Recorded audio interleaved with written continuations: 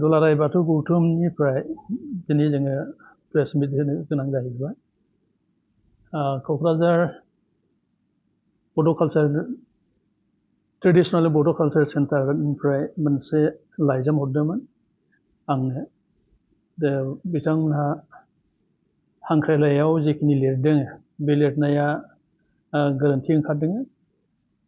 बहाय जइन माबा होदों जइन खुंनाय दिन्थिदों दुलाराय बाथौ गौथुम आरो बाथौ ट्रेडिशनेल एन्ड रिसार्च सेन्टार होननाय।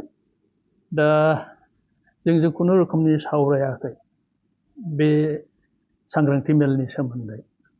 उद्देश्यआ बेनो फैगौ 2027आव जि पपुलेसन सेन्सास जागोन बिनि सायाव सांग्रांथि मेल खुंनो ओंखारदों, जायनि हाबाफारियानो बे 2026नि आगस्टनिफ्राय जागायगोन होननानै बिथांमोना हांख्रायलाइयाव होदों। दा बे बेलायाव जों बुंनांगौआ बेनो जे बाथौ ट्रेडिशनेल एन्ड रिसार्च सेन्टार क'क्राझारा बे जोंनि आफादजों दुलाराय बाथौ गौथुमजों खुनु लोब्बा गैया। जाहा मोनसे माहारियारि जों धोरोम आफाद। जोंनाव 28टा जिल्ला कमिटि दङ आरो बियाब कमिटि प्राय 300नि अफराव दङ। दा बे बेलायाव जोङो बे मोनसे फिसा मोनसे रिसार्च सेन्टार, बे रिसार्च सेन्टारजों जोंहा डाइरेक्ट खुनु लिंक गैया। दा बिथांमोनहा मावनो हागौ बाथौनि रिसार्चनि सायाव, खिन्थु आफाद हिसाबै जों बिथांमोननि जि बुंनाय बे मथे थांनो हाया। दा बेवहाय गोनो गोथो जानाया बेनो जे क'क्राझार जिल्ला दुलाराय बाथौ गौथुमनि जाय थानसालि दं बे थानसालिखौनो बिथांमोनहा माखासे खायदा खालामनानै बाथौ ट्रेडिशनेल एन्ड कालचार सेन्टार खालामनानै लादों बिथांमोनहा।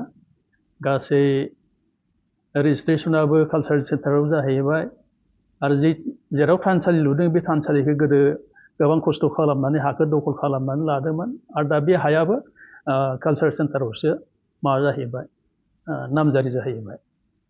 दा जिल्लानि खुनु माबाया रेकर्डआनो गैया जानानै दङ। दा बेबो मोनसे बिथांमोनहा गाज्रि खामानि मावदों।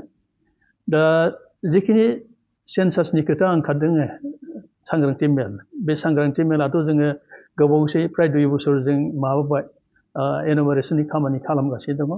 लोगोसे बे एनुमारेसनजों लोगोसे BDISनि मोनसे माबा लादों जोङो NGOजों एग्रिमेन्ट खालामनानै बड' डेम'ग्राफिक इनफरमेसन सिस्टेम। दा बे फिलआप खालामनो थांनायाव गासैबो इनफरमेसनखौ लानाय जाखायो। लोगोसे जिहेतु भारत सरकारनिफ्राय बुंदों जे सेन्सासआ 26 आरो 27नि गेजेराव जानो थांगासिनो दङ। दा बिनि सोमोन्दै जोंहा सांग्रांथि न'खर जागासिनो दङ। आरो जोङो सानबावदों जे मुहुर्त टाइम सफैबाय, आगस्टआव जिहेतु जागोन हाउसिं सेन्सास, बेवहाय जाहाथे खुनु रोखोमनि उसुबिदा जाया बा रावबो गोरोन्थि खालामा, बेनि थाखाय जोङो दुलाराय बाथौ गौथुमा थिरांथा लाखाबाय जे जोंबो इन्टेलेक्सुवेल मिट सारा आसामनिखौ लानानैनो जों खालामगोन। बेवहाय गासैबो दैदेनगिरिबो थागोन। दा बे बेलायाव जोंखौ जे जों खुनु सावरायालासेनो बे कालचार सेन्टारा बेबायदि हाबा लानायाव जों बाहागो लानो हाया आरो खुनु जिल्ला बा बियाबाबो बेवहाय बाहागो लानाय नङा। बेखौ जोङो सिगांबो मोनसे फोरमायथि हगारबाय आरो दिनै बेवहाय प्रेस मिट खालामनो गोनां जानाया बेनो।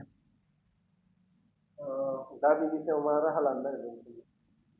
जोंथ' बे फैगौ 20 तारिखआव जिखिनि प्रग्राम खालामदों बिथांमोनहा सांग्रांथि मेल, बेवहाय बाहागो लानाय नङा। जोंनिया एनुमारेसना सोलिगासिनो दङ आरो जों बावैसो नै जोंनि मोनसे माबा दङ प्रग्राम, GI टेगनि प्रग्राम दङ। बे 25 तारिखसिम सोलिगोन। बे 25 तारिखनि उनाव जोङो मोनसे मेल लिंगोन बे एखे लाइननिनो माबानि सायाव, सेन्सासनि सायावनो। बयखौबो जिल्ला आफादफोरखौ लानानै आरो बेनि गेजेराव दैदेनगिरिफोरखौ लानानै जोङो मोनसे इन्टेलेक्सुवेल मिट खुंनाय जाहैगोन। बेनो जोंनि माबाया थिरांथाया।